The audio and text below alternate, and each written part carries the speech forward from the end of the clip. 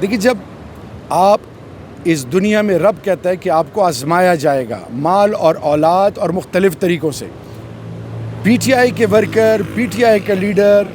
جب ہم نے یہ حلف اٹھایا تھا کہ ہم حق کا علم اٹھائیں گے، قانون کی بالادستی چاہیں گے، آئین کی بالادستی چاہیں گے، امیر اور غریب میں فرق نہیں ہوگا، کسی کی عزت نفس کو پامال نہیں کیا جائے گا، میرے ملک کے فیصلے ہم کریں گے، اس ملک کے عوام ہی اس ملک کے حکمران ہیں اللہ کے بعد،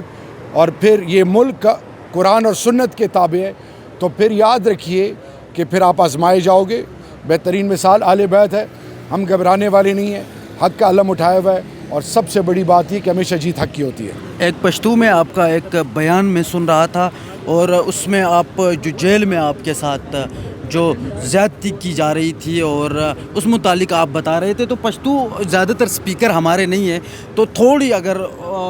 اس متعلق آپ بتائیں تو بیٹر ہوگا، چونکہ بہت سارے لوگ جاننا بھی چاہتے ہیں۔ اس کی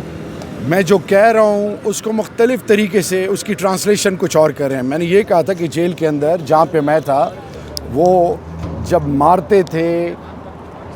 قیدیوں کو اور ان کی آوازیں، تو وہ کہتے اللہ، اور اپنی والدہ کو، اللہ کو یاد کرتے تھے، روتے تھے، پٹتے تھے،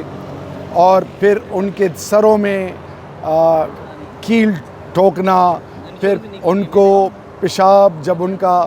جگہ جانے نہیں دیتے تھے، یورین کے تھرو ان کو الیکٹرک شاکس دینا،